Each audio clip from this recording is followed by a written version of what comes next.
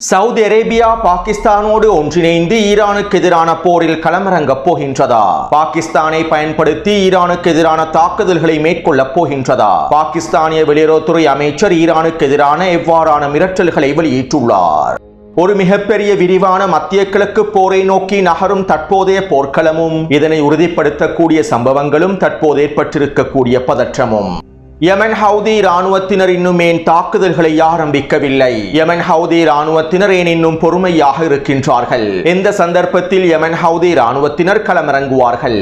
Kurdish படைப்பிரிவுகளையும் பிரிவினைவாதிகளையும் பயங்கரவாதிகளையும் பயன்படுத்தி ஆயுத குழுக்களை பயன்படுத்தி ஈரானுக்கு எதிரான தரைவழி தாக்குதல்களை மேற்கொள்வதற்கு திட்டமிடும் அமெரிக்காவும் இதனை உறுதிப்படுத்திய டொனால்ட் ட்ரம்பும் குர்திஷ் தலைவர்களோடு பேச்சுவார்த்தைகளை மேற்கொண்டிருக்கக்கூடிய நெட்டன்யாகுவும் மெர்காவா போர்த்தாங்கி வாகனங்களை கொத்து கொத்தாக தட்டி தூக்கிய ஹிஸ்புல்லா இராணுவத்தினரும் தெற்கு லெபனான் பிரதேசத்தில் ஆரம்பிக்கப்பட்டிருக்கக்கூடிய தரைவழி தாக்குதல்களும் ஹிஸ்புல்லா இராணுவத்தின் அடுத்த கட்ட நகர்வுகளும் ஈரான் சிரியாவில் இருக்கக்கூடிய தளங்களை இலக்கு வைத்தும் ஜூலானியின் தக்ஃபீரி படைகளை இலக்கு வைத்தும் தாக்குதல்களை ஆரம்பிக்கப் போகின்றதா?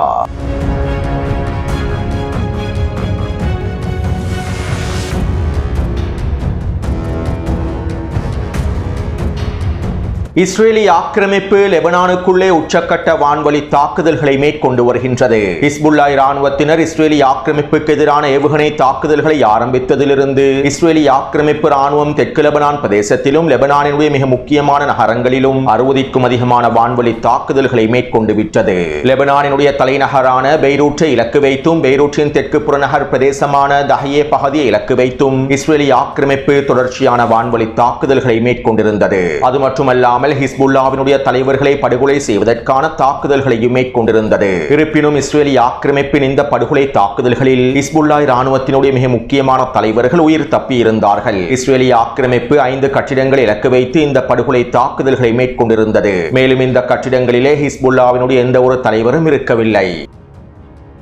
அத்தோடு ஈரானுக்கு ஆதரவாக ஹிஸ்புல்லா இராணுவத்தினர் இந்த போரிலே உத்தியோகபூர்வமாக களமிறங்கியதை தொடர்ந்து லெபனானின் ஜனாதிபதி ஜோசப் அவுனும் அடிமை பிரதமர் நவாப் சலாமும் ஹிஸ்புல்லா இராணுவத்திற்கு எதிரான எச்சரிக்கைகளையும் மிரட்டல்களையும் வெளியிட்டுள்ளார்கள். அது மட்டுமல்லாமல் லெபனானிய களத்தில் ஹிஸ்புல்லா இராணுவத்தினை தடை செய்வதற்கான உத்தரவுகளையும் பிறப்பித்துள்ளார்கள். யுத்த நிறுத்த ஒப்பந்தத்தினை மீறி லெபனானிய அரசாங்கத்தினுடைய உத்தரவுகளை மீறி ஹிஸ்புல்லா இராணுவம் இஸ்ரேலுக்கு எதிராக தாக்குதல்களை மேற்கொண்டுள்ளது. ஹிஸ்புல்லா இராணுவத்தினர் லெபனானுக்கு மிகப்பெரிய அச்சுறுத்தலை ஏற்படுத்திவிட்டார்கள். இதனால் நாங்கள் ஹிஸ்புல்லா இராணுவத்தினை தடை செய்கின்றோம் என்றும் அரசியல் களத்தில் மாத்திரமே அவர்களுக்கு இதற்கு பிறகு நாங்கள் இடம் வழங்குவோம் என்றும் லெபனானினுடைய அடிமை பிரதமர் நவாப் சலாம் அறிக்கைகளை வெளியிட்டிருந்தார். மேலும் ஹிஸ்புல்லாவை தடை செய்வதாக லெபனானினுடைய ஜனாதிபதி ஜோசப் அவுனும் தெரிவித்திருந்தார். அத்தோடு லெபனானிய அடிமை தலைவர்களுடைய இந்த கருத்துக்களுக்கு ஹிஸ்புல்லா இராணுவத்தினர் எந்தவிதமான பதில்களையும் வழங்கவில்லை. மேலும் இதற்கு பதிலாக இஸ்ரேலிய ஆக்கிரமிப்புக்கு எதிரான ஏவுகணை தாக்குதல்களையும் ட்ரோன் தாக்குதல்களையுமே அதிகப்படுத்தி இருந்தார். நேற்று அதிகாலை வேளையில் ஹிஸ்புல்லா இராணுவத்தினர் ஈரானோடு ஒன்றிணைந்து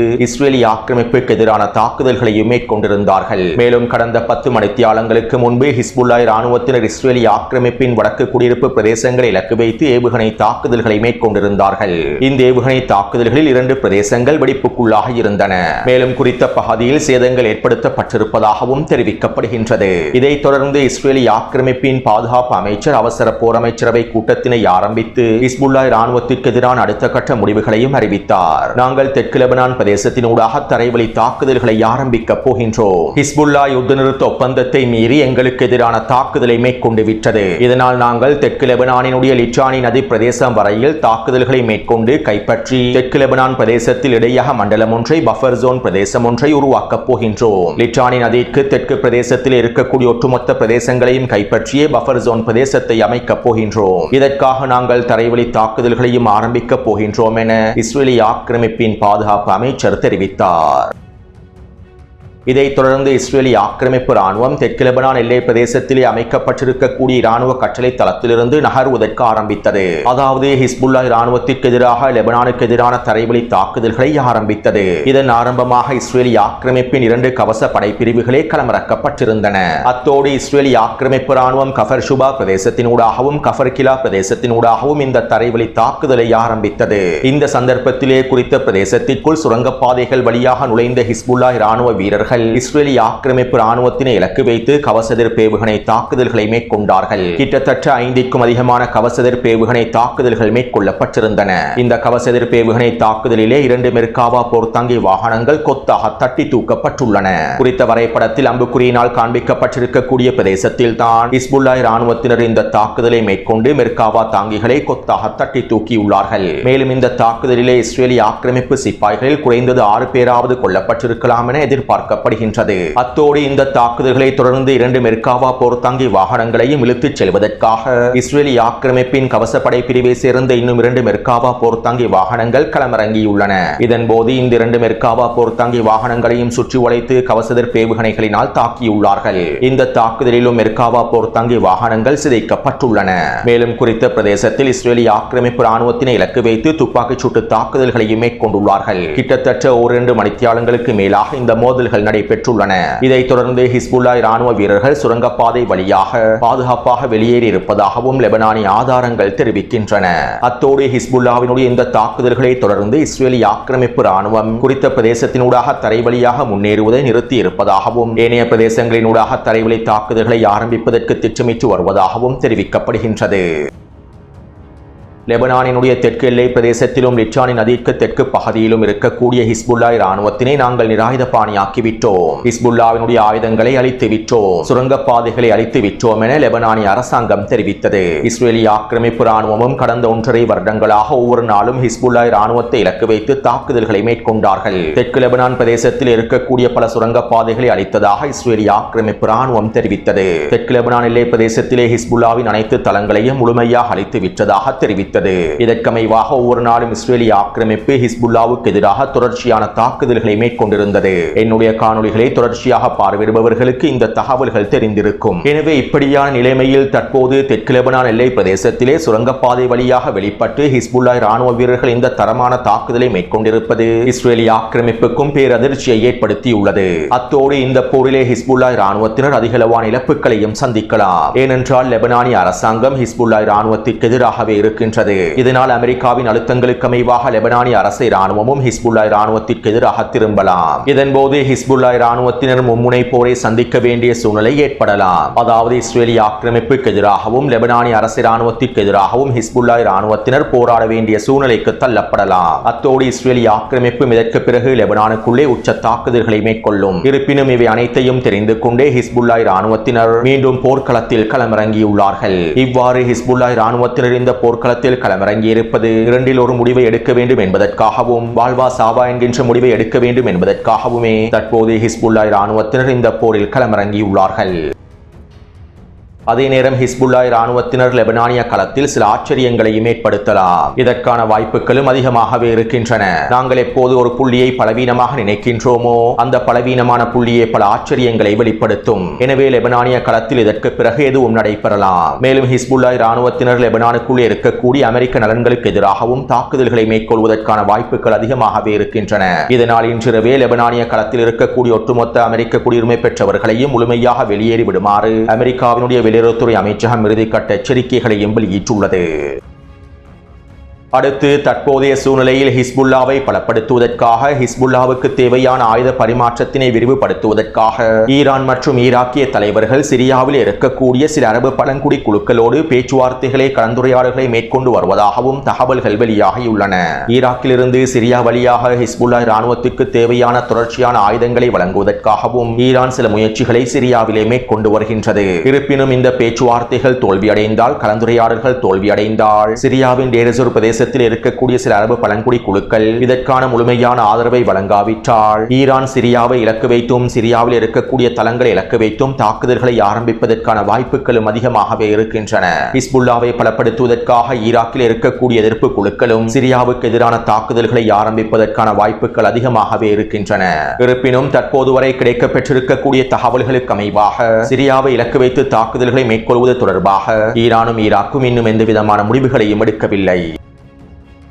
அதே நேரம் ஹிஸ்புல்லா இராணுவத்திற்கு எதிராக இஸ்ரேலி ஆக்கிரமிப்பின் தாக்குதல்கள் அதிகரிக்கும் சந்தர்ப்பத்தில் லெபனானி அரசு இராணுவமும் ஹிஸ்புல்லாவுக்கு எதிரான தாக்குதல்களை அதிகரிக்கும் சந்தர்ப்பத்தில் அல்லது அழுத்தங்களை அதிகரிக்கும் சந்தர்ப்பத்தில் ஜூலானியின் தக்ஃபீரி படைக்குழுக்கள் ஹிஸ்புல்லா இராணுவத்தினை பலவீனப்படுத்துவதற்காக லெபனானி எல்லை பிரதேசத்தினூடாக தரைவழி தாக்குதல்களை ஆரம்பித்தால் நிச்சயமாக ஈரானும் ஈராக்கும் சிரியாவில் இருக்கக்கூடிய ஜூலானியின் தக்ஃபீரி குழுக்களுக்கு எதிரான தாக்குதல்களை ஆரம்பிப்பார்கள். லெபனானினுடைய கிழக்கு எல்லை பிரதேசத்தினூடாக ஜூலானியின் அரசாங்கம் தாக்குதல்களை மேற்கொண்டு லெபனானையும் ஜூலானை கைப்பற்ற வேண்டும் என கடந்த 6 மாதங்களுக்கு முன்பு அமெரிக்க தூதர் டொம்பெரா கருத்துக்களை வெளியிட்டிருந்தார். எனவே இந்த கணக்கீடுகளுக்கு அமைவாக சமன்பாடுகளுக்கு அமைவாக டொனால்ட் ட்ரம்பும் இஸ்ரேலி ஆக்கிரமிப்பும் ஹிஸ்புல்லா இராணுவத்திற்கு எதிராக ஜூலானியின் தக்ஃபீரி படைக்குழுக்களை களமிறக்கினால் பயன்படுத்தினால் நிச்சயமாக ஈரானும் ஈராக்கும் ஜூலானியின் தக்ஃபீரி அரசாங்கத்திற்கு எதிரான தாக்குதல்களையும் ஆரம்பிக்கும்.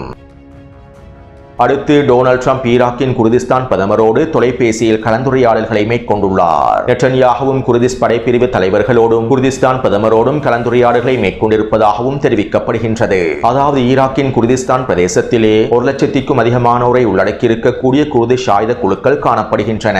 பல பிரிவினைவாத பயங்கரவாத குழுக்கள் காணப்படுகின்றன. மேலும் கடந்த மாதம் வடகிழக்கு சிரியாவிலிருந்து வெளியேற்றப்பட்ட குர்திஷ் படைக்குழுக்களும் தற்போது ஈராக்கினுடைய குர்திஸ்தான் பிரதேசத்திலேயே நிலை கொண்டுள்ளார்கள். வடகிழக்கு சிரியாவிலிருந்தும் ஈராக்கின் பக்தாத் பிரதேசத்திலிருந்தும் வெளியேறிய அமெரிக்காவினுடைய ஒட்டுமொத்த இராணுவமும் தற்போது குர்திஸ்தான் பிரதேசத்திலேயே நிலை கொண்டுள்ளது.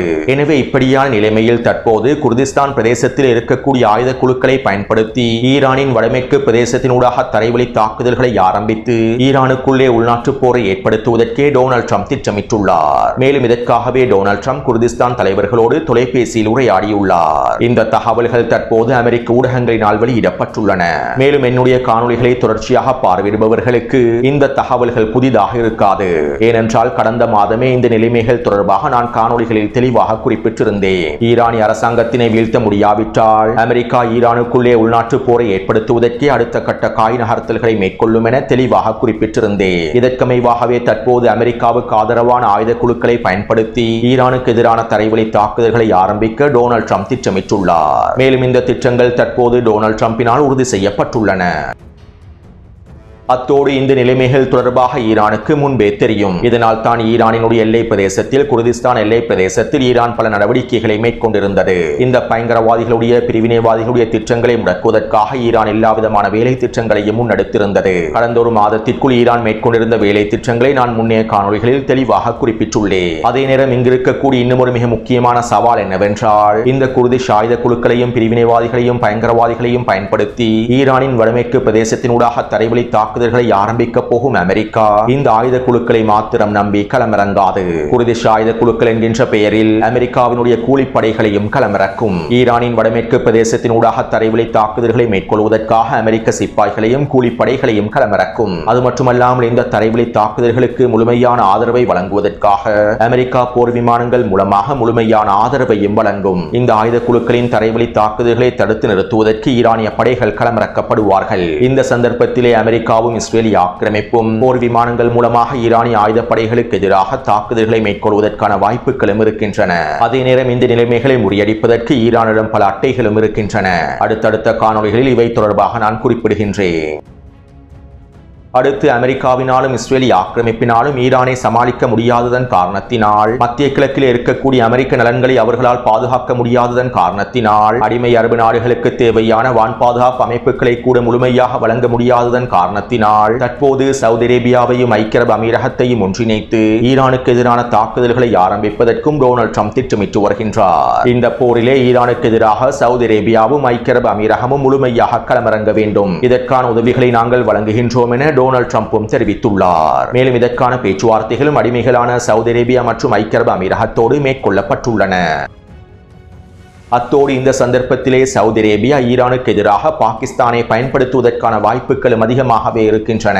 சவுதி அரேபியாவுக்கும் பாகிஸ்தானுக்கும் இடையில் பாதுகாப்பு ஒப்பந்தம் மேற்கொள்ளப்பட்டுள்ளது. இந்த பாதுகாப்பு ஒப்பந்தத்திற்காக சவுதி அரேபியா பாகிஸ்தானுக்கு $4 பில்லியன் வழங்கியுள்ளது. அதே போன்று பாகிஸ்தானிய ராணுவ தலைமைகள் அமெரிக்க அடிமைகளே. பாகிஸ்தானிய ராணுவ தலைமைகள் டாலர்களுக்கு அடிமையானவர்கள். அவர்களுக்கு தேவையான டாலரை வழங்கினால் அதற்காக அவர்கள் எதனையும் செய்வார்கள். எனவே இப்படியான நிலைமையில் தற்போது பாகிஸ்தானுக்கு சவுதி அரேபியா மேலதிக டாலர்களை வழங்கி இன்னும் $2 பில்லியன் வழங்கி ஈரானுக்கு எதிரான தாக்குதல்களுக்காக பாகிஸ்தானை பயன்படுத்துவதற்கான வாய்ப்புகளும் அதிகமாகவே இருக்கின்றன.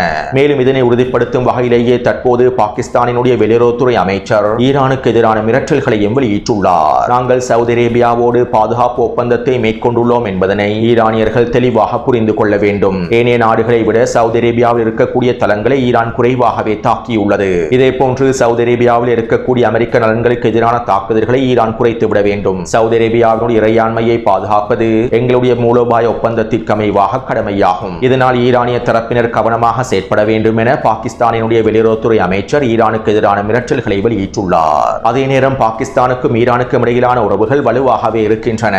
இருப்பினும் சவுதி அரேபியாவினுடைய கோரிக்கைகளை பாகிஸ்தானினால் ஒருபொழுதும் தட்ட முடியாது. மேலும் பாகிஸ்தானிய இராணுவத்தின் டாலர் அடிமை தலைவர்களுக்கு ஈரானை விட சவுதி அரேபியாவினுடைய டாலர்களே மிக முக்கியமானதாகும். இதனால் தற்போதைய நிலைமையில் எதனையும் உறுதியாக கூற முடியாது.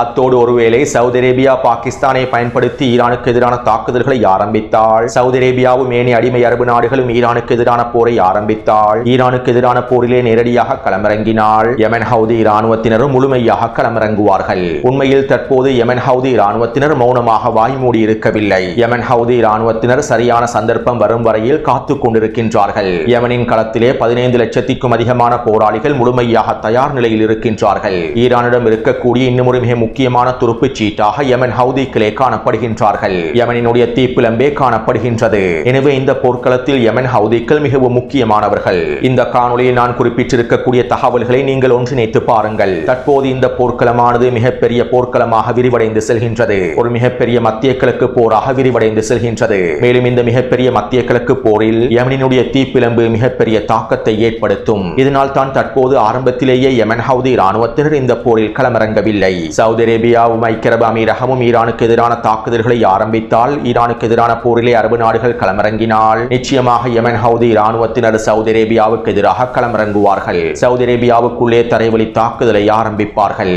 எனவே இந்த தகவல்கள் மூலமாக இந்த போரினுடைய முக்கியமான விடயங்களை நீங்கள் அறிந்திருப்பீர்கள். ஈரான் தனியாக நின்று இறைவனின் உதவியோடு எவ்வளவு மிகப்பெரிய சவால்களை எதிர்த்து போராடி வருகின்றது என்பதனை நீங்கள் தெளிவாக புரிந்திருப்பீர்கள். அத்தோடு அடுத்த காணொலியை விரைவாக பதிவிடுகின்றேன். தொடர்ந்தும் என்னுடன் இணைந்திருங்கள். நன்றி, வணக்கம்.